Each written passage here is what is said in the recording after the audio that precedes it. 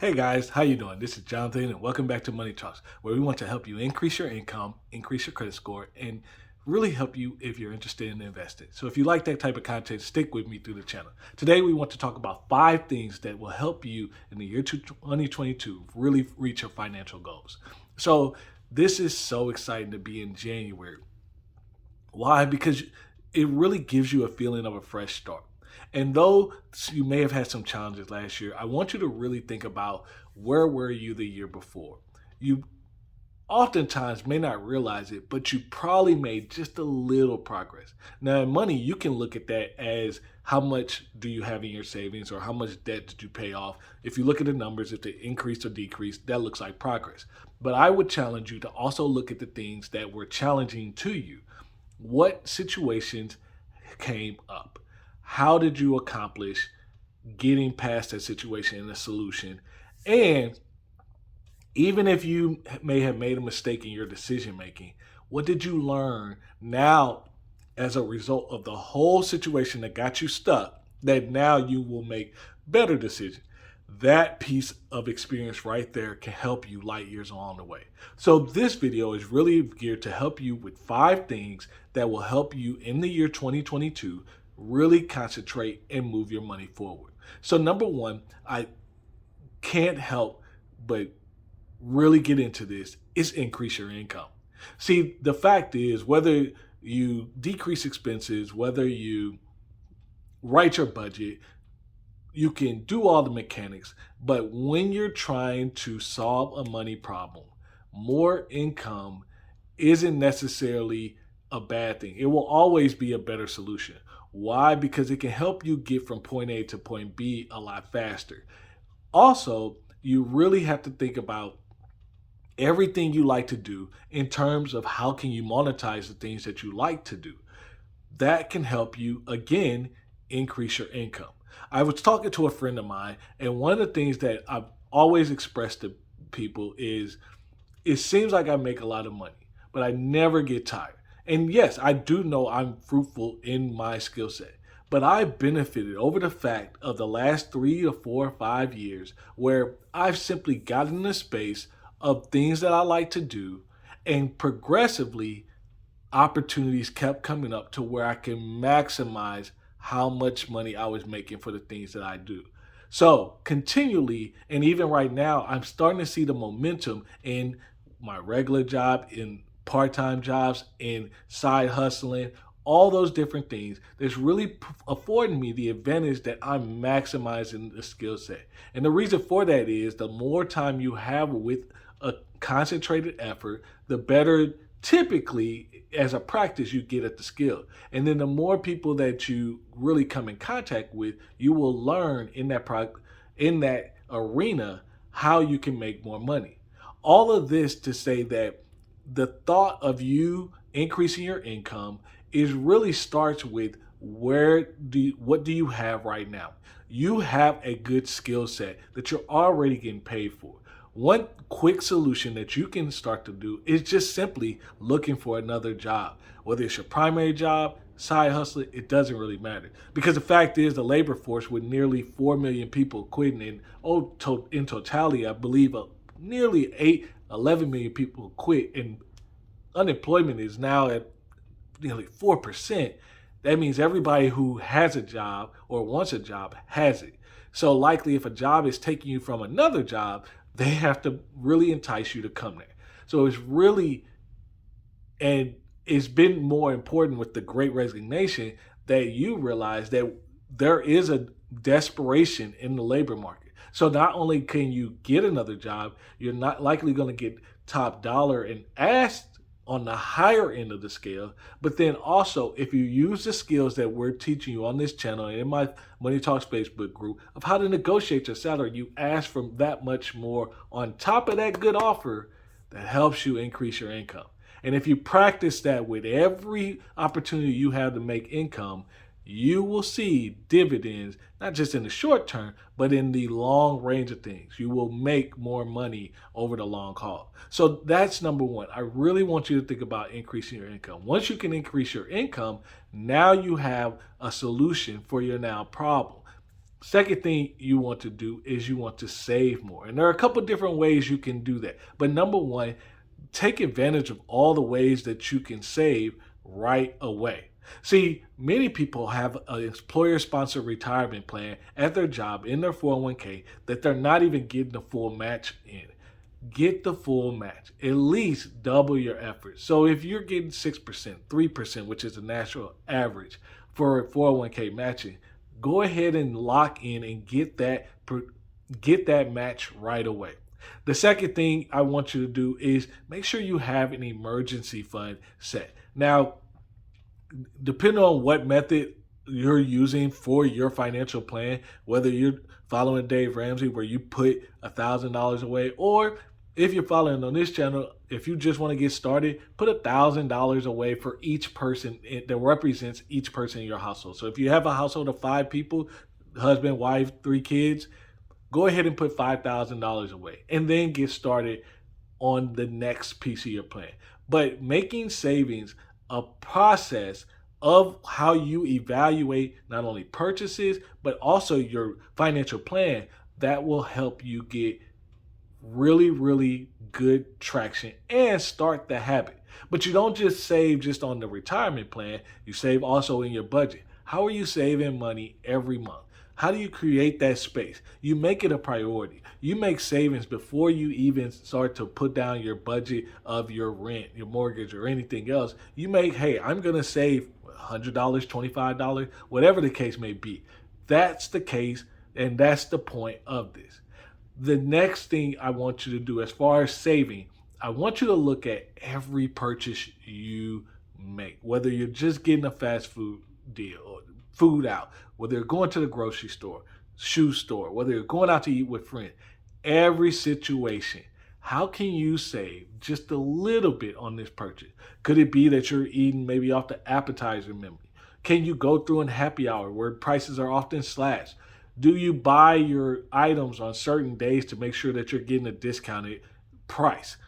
Are you negotiating at the register when you're talking about these things? Get in the practice of every single purchase you can make. Then go to your bills. How can you save on your electronic, your streaming services? How can you start to bundle and really take advantage of what some of these cell phone services offer to help offset the experiences you need in your home? Make your finances efficient. Don't double pay. Utilize services that's already offered to you. Really take into account. It's not just shrinking down your budget to where you don't have anything to enjoy, but I want you to look at, if I like to buy a cup of coffee, do I join a points program so that I can rack up points to get a free coffee every so often after so many purchases? That's savings. If you're doing a gas and you go get gas all the time, can you get just a little bit more off the gallon? I know Shell has that program. That's a great way to do it. Really look at how you can save over every purchase. I will say that's one thing I respect about my wife. She has a frugal mindset that's really key in every way she makes her decision.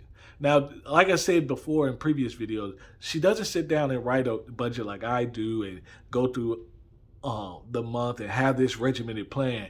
But watching her go through her buying process, she looks for a way to save in every purchase, no matter what it is. And she will find a method to save money in that purchase.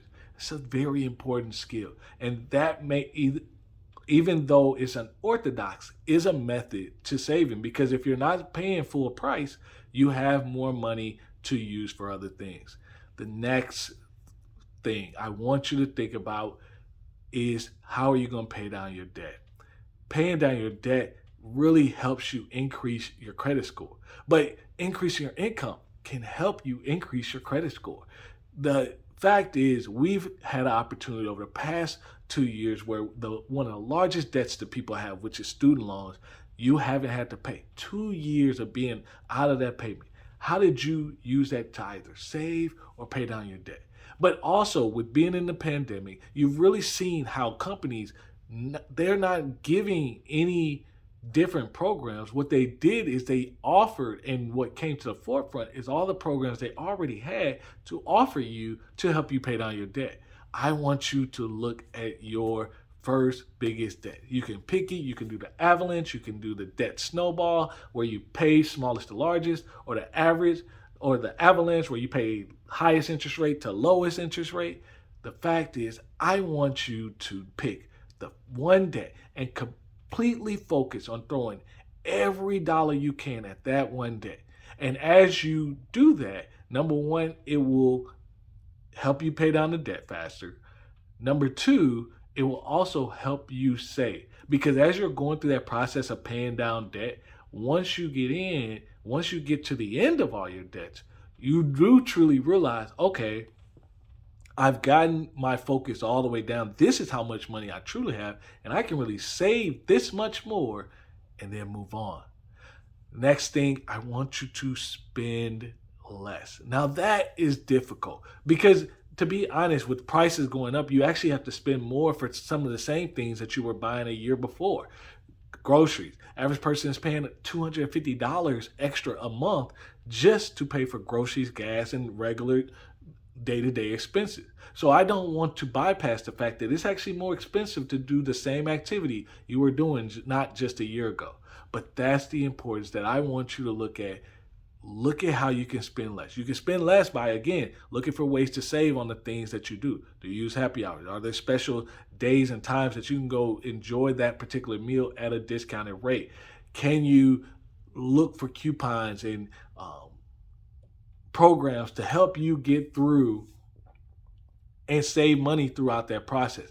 That's part of you understanding how you can spend less. The other thing is to strictly put, which I think everybody should have, put yourself on an allowance. Now, you're not 10 or 12, so you don't take $10, and that would be great if you could live off $10, but we want your allowance to be something sustainable, because your financial plan should allow you to enjoy things, even if in the background you're paying off debt and saving and doing all these other things.